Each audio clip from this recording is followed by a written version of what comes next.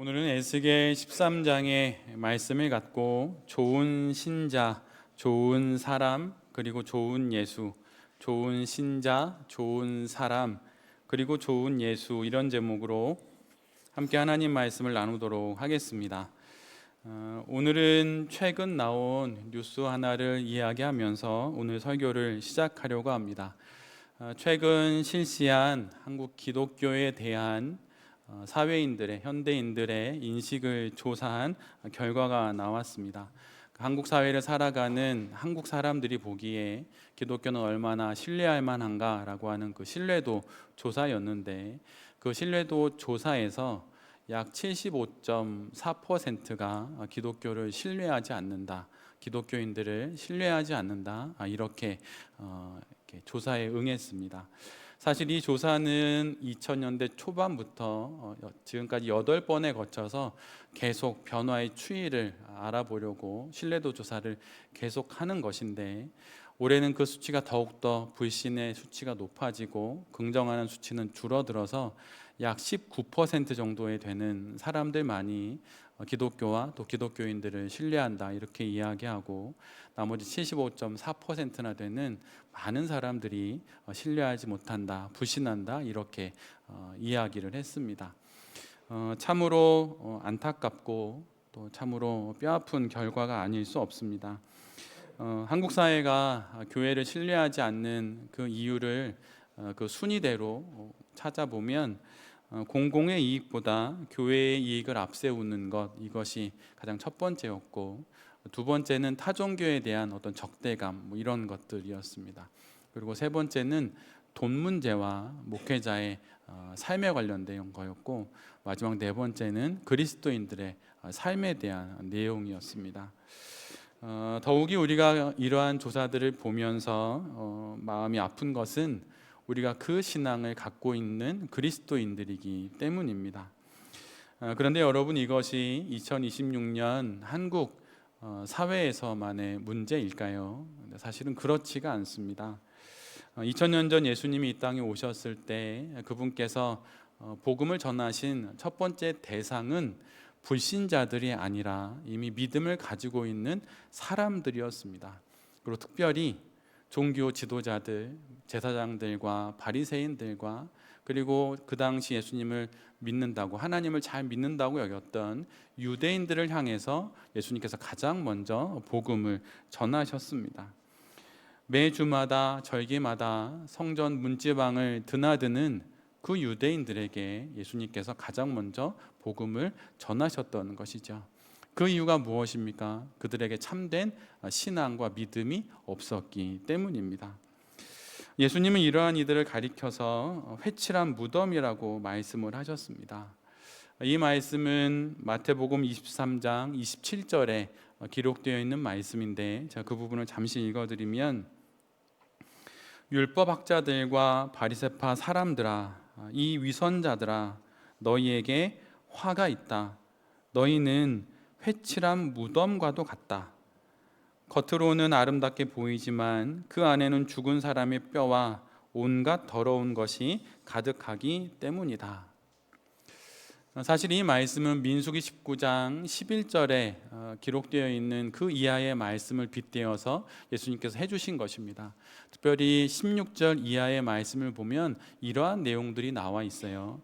죽은 시체에 관련된 말씀인데, 들판에 있다가 칼에 맞아 죽은 사람이 있거나, 그런 시체를 보거나, 혹은 그냥 죽은 사람이 있거나, 아니면 그 사람의 죽은 사람의 뼈가 있거나, 아니면 그 어떤 무덤에라도 만약 몸이 닿은 사람이 있다면 그는 일주일 동안 부정해진다라고 하는 그런 말씀이 기록되어 있습니다. 바로 이런 이유 때문에 유대인들은 무덤에다가 하얗게 회칠을 해 놓은 것이죠.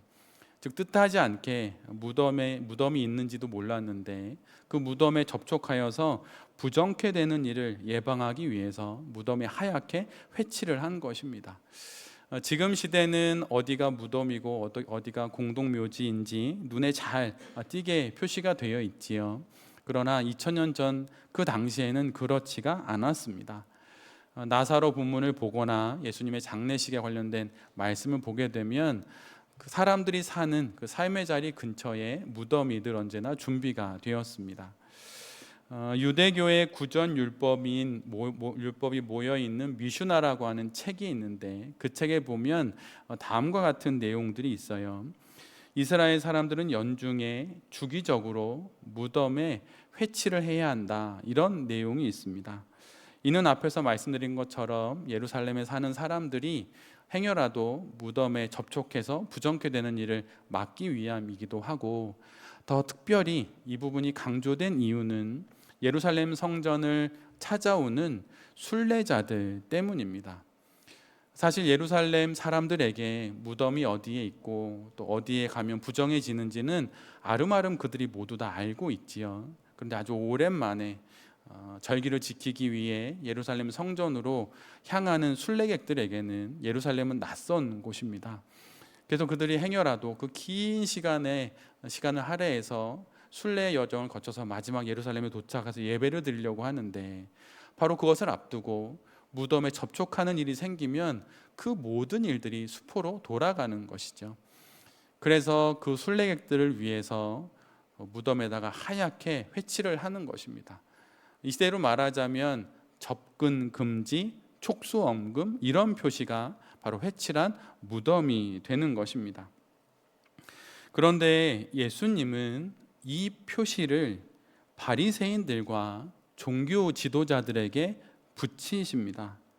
말하자면 촉수 엄금, 접근 금지라고 하는 하얀색 티셔츠에 그런 글씨를 쓴 옷을 종교 지도자들과 제사장들과 바리새인들에게 입히시는 것이에요. 그리고 성도들에게 그들에게 접근하지 말라고 말씀하시는 것입니다. 그 이유가 무엇입니까? 그들을 가까이 함이 오히려 유대인들과 또 그곳에 있는 많은 이스라엘 백성들을 부정하게 하기 때문입니다. 하나님께서 당신도 또 세상도 더 이상 신뢰하지 않는 교회의 정문 앞에 촉수 엄금, 접근 금지 이렇게 붙여 놓으시는 것이에요. 세상을 살아가는 그리스도인들에게 이름은 그리스도인이지만 전혀 그리스도인다운 삶을 살지 못하는 그들의 목에 촉수 엄금, 접근 금지라고 하는 표지판을 걸어 두시는 것이 바로 회칠한 무덤의 말씀인 것입니다. 예전에 대학을 다닐 때 해양미생물 연구실에 제가 있었었는데, 제가 있던 그곳 좌우로는 또 여러 연구실이 있었습니다. 근데 그 연구실 중에 어느 한 연구실 앞에만 가게 되면 학생들이 걸음을 멈추고 그 문으로부터 멀찌감치 떨어져서 말하자면 이렇게 빙 에둘러서 가는 그런 연구실이 하나 있었어요. 지금은 그곳이 어떤 연구실이었는지 기억은 나지 않는데, 학생들이 복도를 지나갈 때마다 그 연구실 앞에만 가면 이렇게 걸음을 좀 한두 발짝 멀리해서 반대쪽 벽에 붙어서 이렇게 그곳을 빨리 지나가던 모습이 지금도 기억이 납니다. 학생들이 왜 그렇게 했을까요? 그것은 그 연구실 문 앞에 붙어 있는 큼지막한 노란색 스티커 때문이었습니다. 노란색 바탕에 빨간색 그림이 동그라미와 세모로 이렇게 그려져 있었는데, 그 스티커의 위와 아래에는 이렇게 적혀 있었습니다. 방사선 구역, 허가 없이 출입을 금함. 그곳은 다른 연구실과는 달리 방사능 물질을 사용하는 곳이었습니다. 물론 대학에서 하는 연구기 때문에 아주 위험하지는 않았지만, 그런 표시를 보는 순간 학생들이 자기도 모르게 멈칫하고 또 한두 발짝 떨어져서 빨리 그곳을 지나가게 된 것이죠. 왜 그런 것입니까? 위험하다고 느꼈기 때문이에요.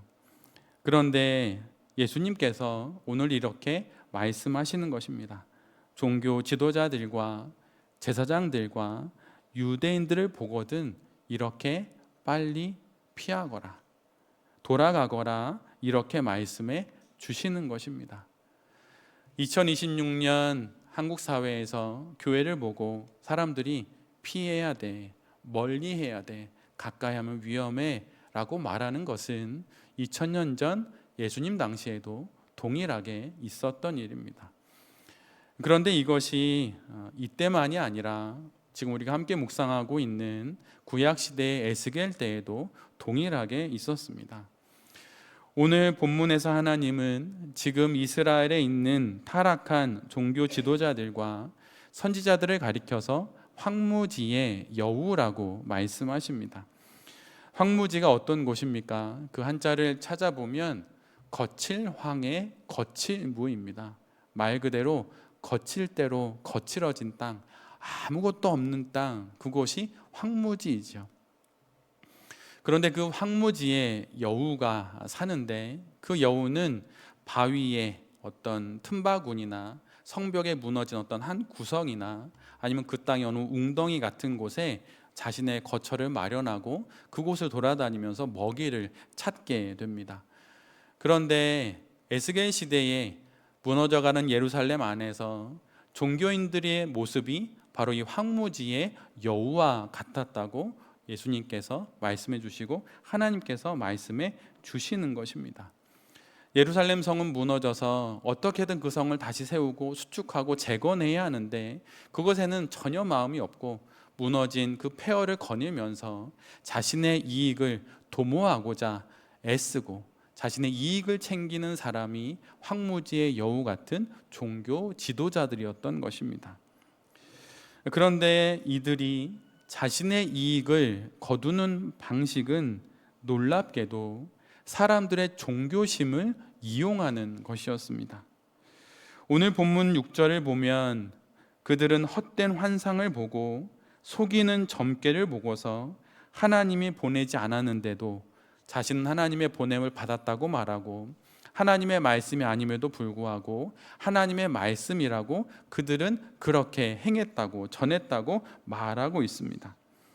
어리석은 신자들의 종교심을 볼모 삼아서 하나님을 팔아 자신의 이익을 챙기는 것이죠. 이들에 대한 하나님의 말씀은 명확합니다. 나는 너희들을 칠 것이다.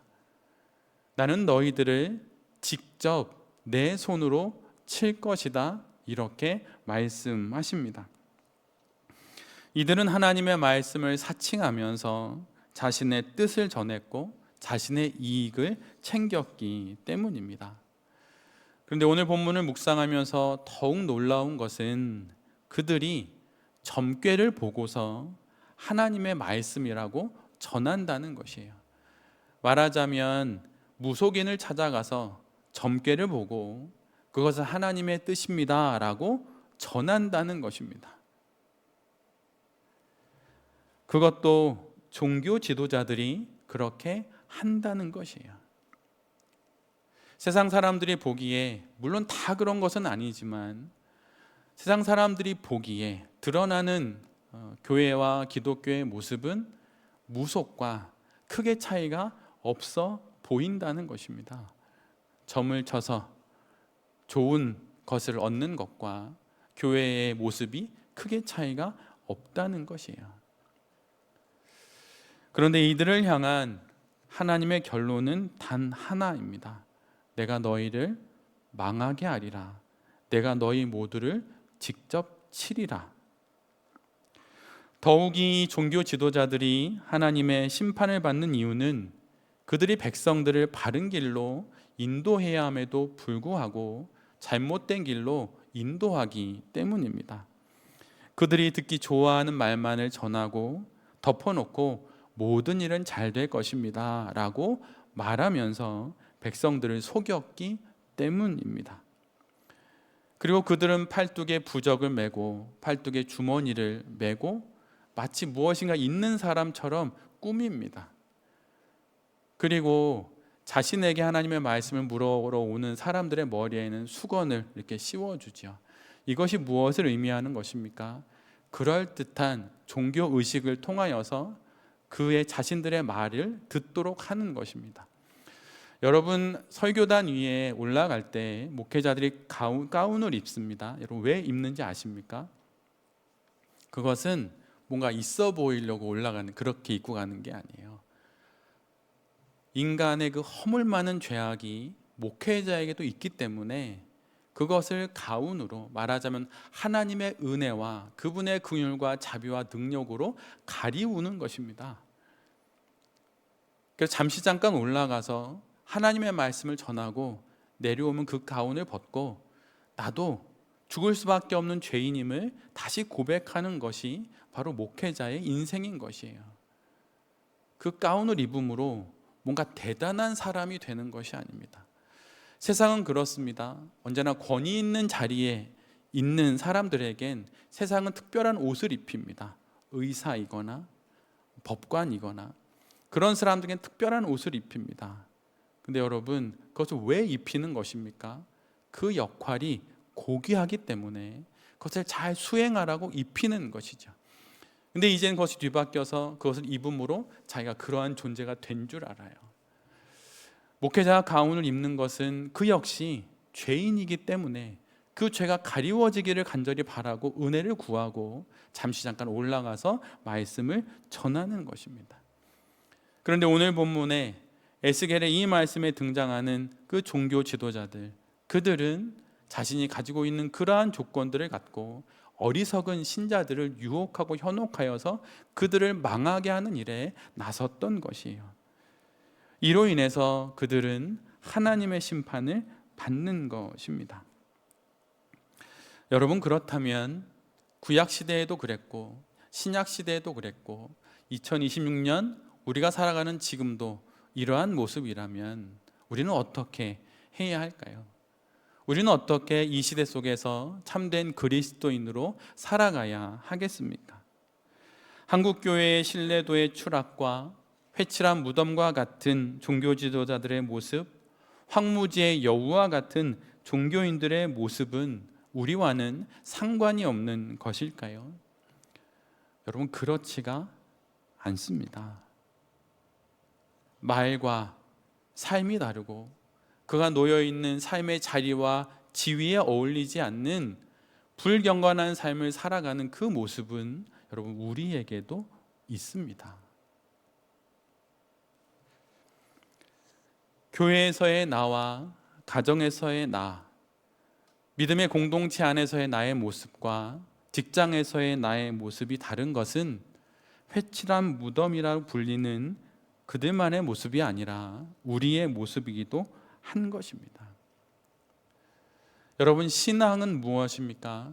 신앙은 자신에게 허락된 이 평생의 인생 속에서 일치의 과정을 끊임없이 걸어가도록 허락된 주의 선물입니다.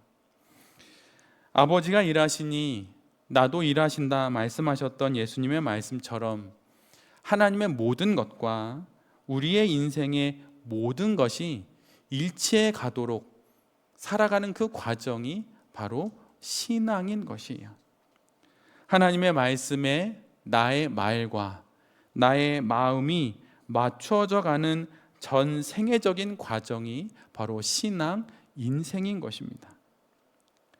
하나님께서 오늘 종교 지도자들과 유대인들을 질타하시는 것은 그들의 겉과 속이 다르기 때문입니다.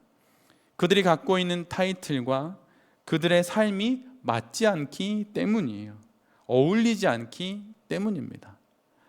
그들은 거룩의 타이틀로 돈과 이익을 챙깁니다. 거룩의 외형을 내면의 거짓을 감추는 수단과 이익을 챙기는 도구로 삼았던 것입니다. 이런 시대에 성도인 우리는 어떻게 살아가야 할까요? 그것은 바로 오늘 설교의 제목과 같습니다. 첫 번째로 우리 모두는 참으로 좋은 신자가 되어야 합니다. 소위 홍수에 마실 물이 없다는 이야기가 있죠. 천지 사방 모든 곳이 물인데 삽목은 마실 물이 없습니다. 이것이 지금 우리가 살아가는 이 세상의 형국입니다. 교회는 많은데 갈 교회가 없고, 교회는 가고 싶은데 갈 만한 교회가 없는 그런 시대입니다. 그래서 교회에 가지 않는 이들을 가리켜서 가난한 교인이라고 하죠. 근데 여러분 아십니까? 이와 정반대로 갈 만한 교회가 없는 이 현상이 엉뚱하게도 가지 않아야 할 교회로 쏠리는 현상을 일으키기도 합니다. 가나안 교인이 늘어나지만 동시에 이단과 사이비 또는 극우 교회에 성도들이 더 많이 모이고 있습니다. 양극단으로 쏠리는 것이죠.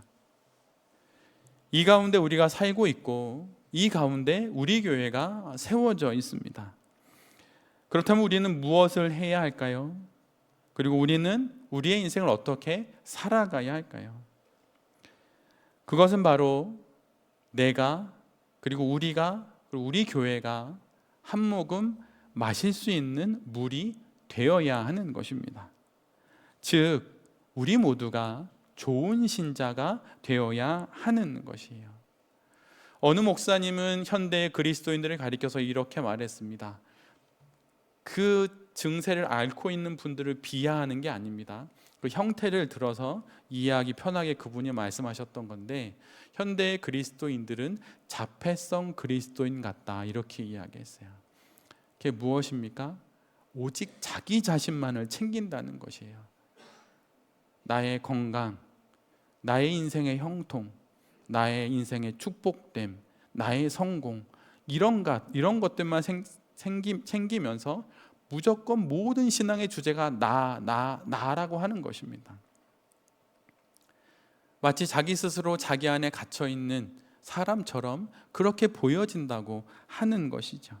근데 여러분, 그러한 것으로는 결코 참된 그리스도인이 될 수가 없습니다.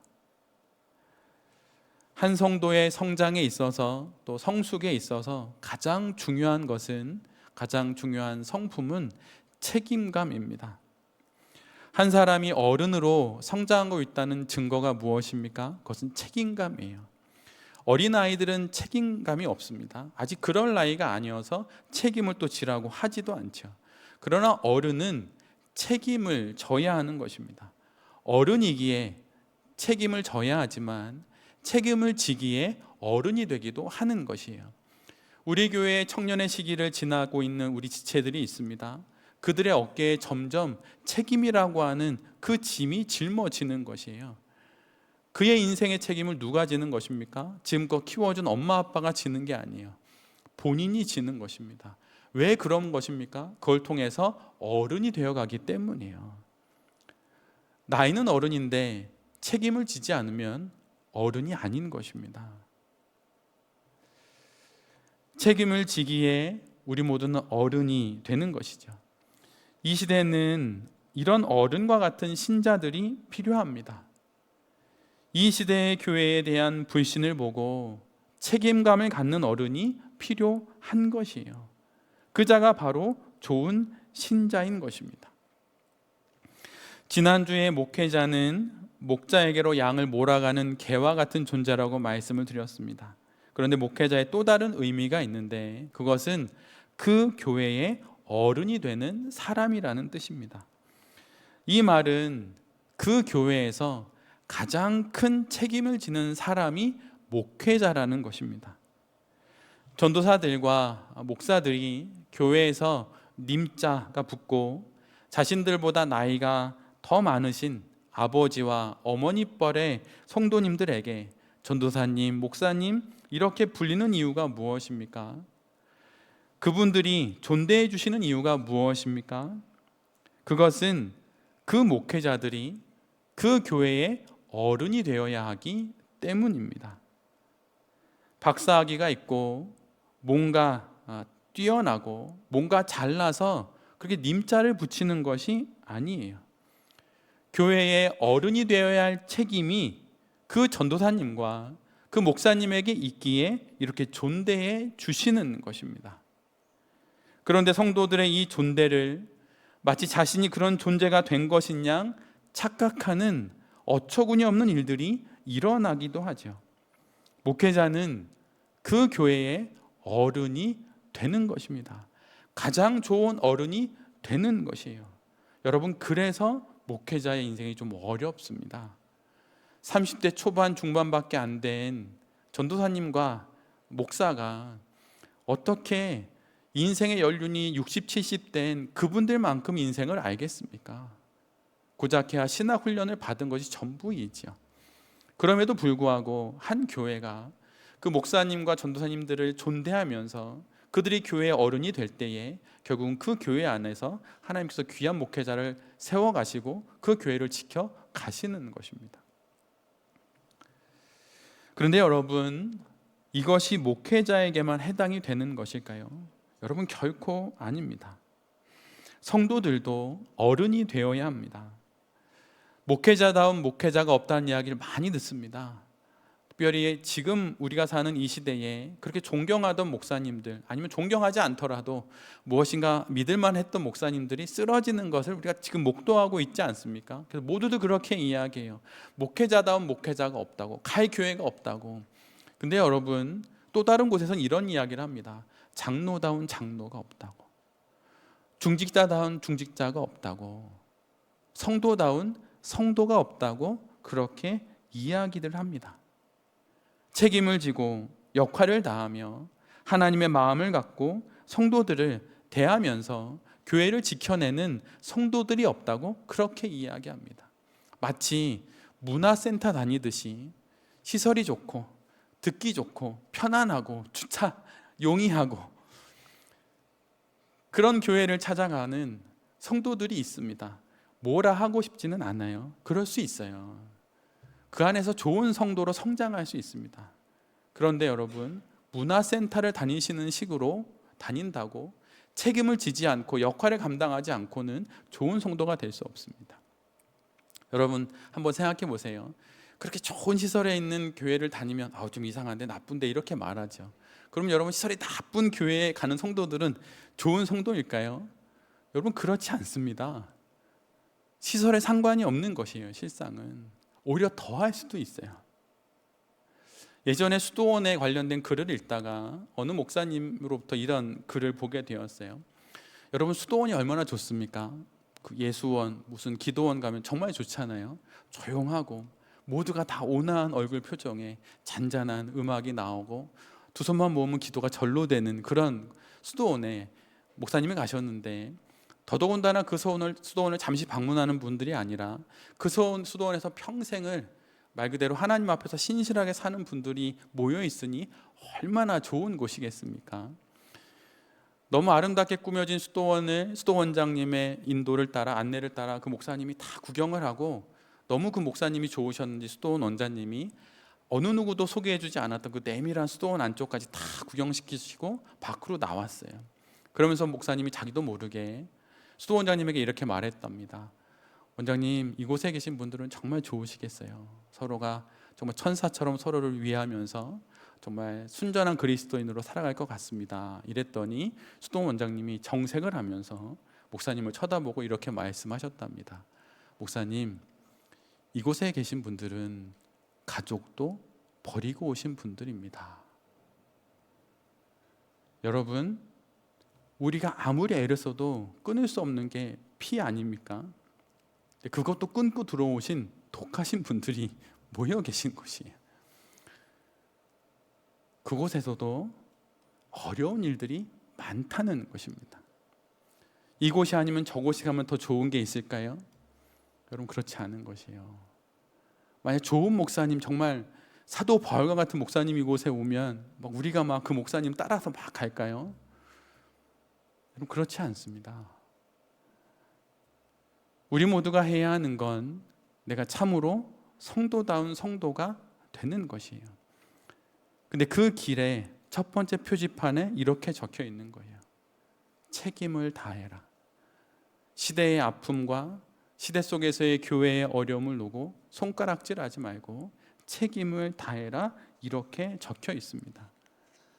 그것이 교회 안에선, 또 세상 속에선 좋은 신앙의 어른이 되는 것이죠. 디도서 2장 2절 이하를 보면 사도 바울이 디도에게 교회에 있는 나이가 지긋한 어른들에게 이러한 모습이 필요하다고 이야기를 하면서 그들을 이렇게 목양하거라 이야기해 줍니다. 형제들에게, 나이가 있는 형제들에게 이렇게 말하라고 말해요. 절제를 가르치고 위험 있는 모습으로 신중하게 행동하도록 그들을 목양하거라. 그리고 믿음과 사랑과 인내를 갖도록 형제들에게 권하거라, 그렇게 이야기합니다. 형제들 안엔 분노가 있지 않습니까? 참지 못합니다. 그러기에 이 부분을 중점적으로 말하면서 사도 바울이 권면하는 것이죠. 절제하고 위험 있게 신중하게 교회 안에서 행동하는 것입니다. 그리고 나이가 많은 자매들에겐 이렇게 권합니다. 행동이 거룩하고 헐뜯지 않고 과도한 술의 노예가 되지 말고 좋은 것을 가르치는 사람이 되게 하거라. 교회 안에서 자매들에게 권하는 것이 이런 것이라는 거예요. 행동이 따뜻하고 헐뜯는 말 하지 말고, 또 너무 즐겁고 이런 것에 마음 쏠리지 말고 선하고 유익한 것을 가르치는 사람이 되라. 좋은 신자가 되는 것은 이처럼 말로만 되는 것이 아니라 삶으로 되는 것입니다. 달리 말하면 몸으로 되는 것이에요. 신앙은 바로 이 행동, 그리고 이 삶이 우리 가운데 있을 때 비로소 온전해지는 것이고, 이것을 통하여서 우리는 교회 안에서 어른이 되는 것입니다. 교회 안에 신실한 신자가 된다는 것, 좋은 신자가 된다는 건 어른이 되는 것이에요. 여러분, 어른이 되어 가십니까? 여러분, 좋은 어른이 되십시오. 좋은 어른이 되면 그 어른의 그늘 아래에 여러분, 많은 나이 어린 사람들이 모이기 마련입니다. 청년 때처럼 하지 마십시오. 그거는 나이를 잘못 먹는 거예요. 어른이 되는 거예요. 신용을 하고 흉내를 내는 겁니다. 어른처럼. 20대 후반 전도사님 부르니까 진짜 전도사님이 되려고 애를 쓰듯이 여러분 그렇게 하셔야 하는 것입니다. 그게 좋은 신자가 되는 것이에요. 이 시대에는 좋은 교회가 없다고 말하지만 더 들어가 보면 좋은 신자가 없는 것이에요. 우리 교회가 바로 그런 좋은 신자로 넘쳐나는 그런 교회가 되기를 간절히 바랍니다. 좋은 신자가 되는 것, 그건 좋은 어른이 되는 것입니다. 책임을 다하고 역할을 다하는 것입니다. 두 번째로 이 시대에 우리가 해야 하는 건 좋은 사람이 되어야 합니다. 좋은 신자가 되는 것이 영성이라면 좋은 사람이 되는 것은 인성입니다.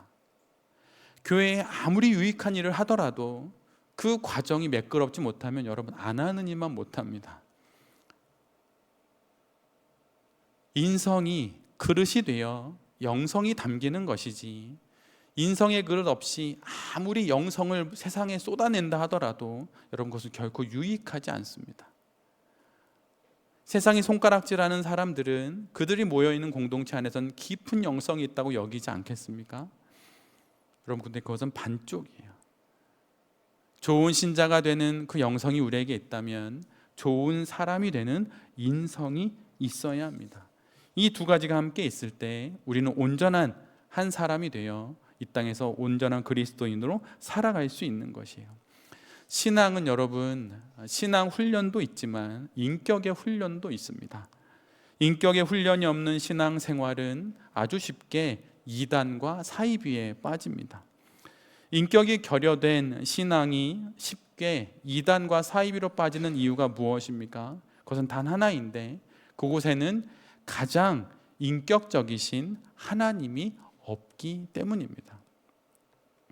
하나님을 만나면 만날수록 그는 더욱 좋은 사람이 되어 갑니다. 가난에도 부함에도 다 처할 수 있고, 유대인에게는 유대인처럼 헬라인에게는 헬라인처럼 상황과 때에 맞게 행동하고 사람들을 품고 좋은 인품으로 이 땅의 삶을 살아가는 것이 참된 그리스도인들에게 나타나는 것이에요. 하나님을 온전히 믿는데 인격이 비뚤어진다면 그것은 잘못 믿는 것입니다. 하나님을 믿고 따르고 그분과 동행할 때에 모든 이들은 더욱 인격적인 존재가 되어 가는 것이에요. 신앙의 실존을 삶으로 살아내면서 인격이 다듬어집니다. 여러분, 저도 인격이 많이 다듬어진 편이에요. 얼마나 불같은 성격 막 이런 것도 있고, 때로는 막 쏟아내는 남자들만의 그런 게 있습니다. 또 이렇게 막 있어요. 우리 남자들 형제들은 또 나름 알 텐데, 근데 그 모든 것이 하나님이 신앙의 여정에서 저를 다듬어 주셨어요. 제가 하나님 앞에 받은 말씀이 몇 개 있는데 그 중에 사도행전 2장, 3장, 4장, 10장 말씀입니다. 그런데 저에게 있어서는 사도 베드로가 저에게 매우 중요한 인물이에요. 근데 사도 베드로에게 하나님이 그렇게 말씀하시지 않습니까? 젊어서 네가 네 마음대로 돌아다녔지만 나이 먹어서 너의 띠띠워서 하나님 뜻대로 돌아다니게 하겠다. 딱 그게 제 인생입니다. 여러분, 제가 딱 어떤 그 인생 같냐면 빠져나갈 수 없는 그물에 걸린 물고기 같아요. 네. 목회자라고 하는 그물에 딱 걸려버렸어요. 빠져나가지 못합니다. 근데 여러분, 그것 때문에 제 인격이 다듬어졌습니다. 하나님은 그렇게 우리의 인생의 여러 가지 사건이나 일들, 아니면 어떤 자리, 어떤 직업, 어떤 내가 해결할 수 없는 사태와 사연들 속에서 우리를 다듬어 가시는 거예요. 그물에 걸린 물고기처럼 내가 있는데 하나님이 그걸 날 깎아 가시는 것입니다. 내가 이거 던져버리고 싶은데 던지면 안 되고, 자녀를 생각해서라도 일을 해야 하고, 내가 그렇게 퇴사하고 말지라고 하지만 그러면 당장 다음 달 생계비가 걱정이어서 마지못해 다니는 그러한 수많은 일들 속에서 우리의 인격을 다듬으시는 것이에요. 그러면서 결국은 우리가 좋은 사람이 되어가는 것입니다. 그러면서 어떻게 됩니까? 결국은 하나님이 다 하신다는 것을 알고 우리의 모든 것들을 하나님께 의탁하면서 살아가는 것이에요. 믿음이 있는 사람과 믿음이 없는 분들, 그 분들의 인생의 마지막 노년에 하시는 말씀을 들어보면 확연히 다릅니다. 믿음이 없는 분들은 후회가 진짜 많아요. 다 후회스럽고 다 한탄입니다. 근데 믿음이 있는 분들은 다 감사하다고 말해요. 근데 그 감사의 마음이 믿음을 갖고 살아가는 지금 우리에게 있기에 겉으로 드러나는 우리의 표정이나 인격이나 인품 속에서 좋은 사람이 느껴지는 것입니다. 함께하면 편안하고, 함께 있으면 불안이 잦아들고 소망이 쌓이고, 그러한 인생을 살아가는 것이 좋은 사람이 되는 것이에요. 여러분, 그것이 우리 모두에게 필요합니다. 여러분, 정말 좋은 사람으로 되어 가십니까? 아니면 내가 닥친 나의 삶의 문제를 해결하느라 그냥 아둥바둥 되면서 그건 잘 모르겠고 그냥 신앙으로 어떻게든 이 문제를 풀어보겠다라고만 말하면서 여러분 자신을 돌아보지 않고 살아가지는 않으십니까? 여러분, 좋은 사람이 되어야 합니다. 그것이 우리가 해야 할 일인 것이에요. 그런 사람이 되어서 세상이 복이 되고 세상의 빛과 소금이 되는 것입니다. 마지막 세 번째로, 우리에게는 좋으신 예수님이 계신데 우리가 그분을 바라봐야 합니다. 예수님은 그분의 삶에서 늘 언제나 좋은 신자셨고 좋은 사람이셨습니다. 누가복음 2장의 말씀과 마태복음 3장의 말씀을 보면 예수님은 지혜와 키가 자라면서 하나님 앞과 사람들 앞에서 사랑을 많이 받았다고 그렇게 기록되어 있습니다. 하나님 앞에서는 좋은 신자였고 사람들 앞에서는 좋은 사람이었던 것이에요. 예수님은 하나님 앞에서 늘 좋은 신자로 사셨습니다. 그리고 사람들 앞에서는 늘 좋은 사람으로 사셨습니다. 소위 이런 우스갯소리가 있습니다. 아기들 있죠. 아기들 정말 이쁘지 않습니까? 근데 아기들이 여러 사람들 중에 누군가를 이렇게 오래 쳐다볼 때가 있대요. 아이들이 그 똘망똘망한 눈으로 막 쳐다보는 거죠. 여러분, 그게 어떤 시그널입니까? 잘생겼다는 그런 의미일까요? 아니면은 못생겼다는 그런 뜻일까요? 여러분, 혹시 그런 경험 해보셨나요?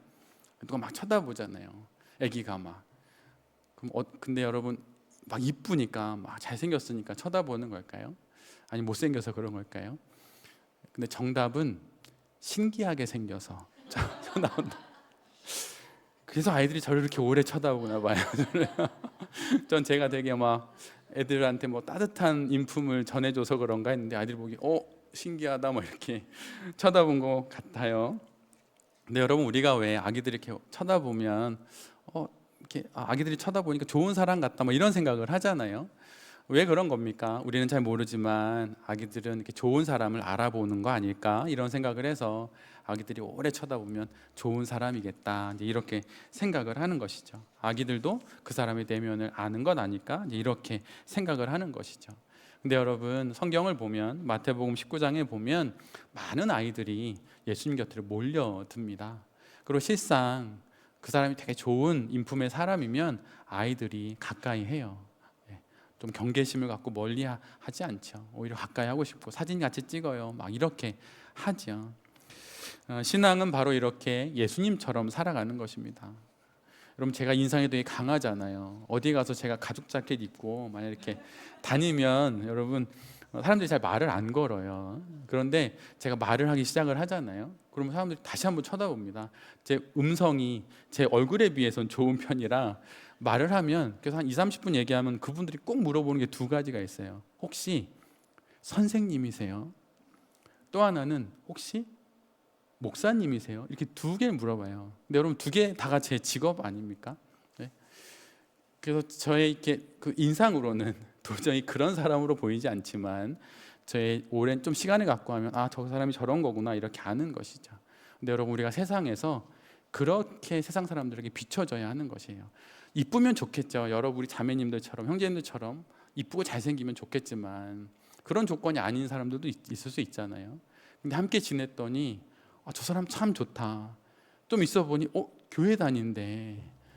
이렇게 세상 사람들이 고백하게 된다면 한국 사회에서 교회를 두고 갖고 있는 이 불신의 마음들이 줄어들게 되겠죠.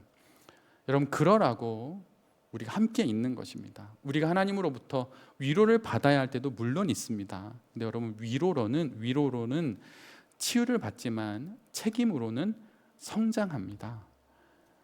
여러분, 그 책임감을 갖고 이 세상 속에서 좋은 신자요, 좋은 사람이요, 좋은 예수 그리스도를 믿는 그리스도인으로 우리 모두가 잘 살아가야 할 그런 때가 된 것이에요. 우리 모두에게는 책임이 있습니다. 바로 이 책임이 우리에게 있는 것이에요. 교회에서 신앙의 좋은 어른이 되십시오. 여러분, 정말 좋은 어른이 되십시오. 그래서 청년들이 만약 왔을 때 다른 교회에선 보지 못했던 좋은 어른이 이곳에 있네 라고 고백할 수 있도록 여러분, 좋은 어른이 되십시오. 따뜻하고 인내하고 절제하고 말도 부드럽게 하고 그런 어른이 되실, 그 좋은 신자가 되실 우리 모두가 자질도 있고 또 그래야 합니다. 그리고 좋은 사람이 되어서 우리가 있는 모든 곳에 가서 그런 역할을 또 해야 할 것입니다. 그리고 우리의 좋은 신자와 좋은 사람의 본이 되시는 예수님을 바라보면서 이 땅의 삶을 잘 살아갈 수 있게 되기를 간절히 바랍니다. 교회를 보며 불신하는 이 시대 속에서 우리 모두가 좋은 신자가 되고 우리가 모여있는 이 교회가 세상 사람들이 다시 한번 들여다보는 그런 좋은 교회가 될 수 있기를 간절히 기도드립니다. 아멘.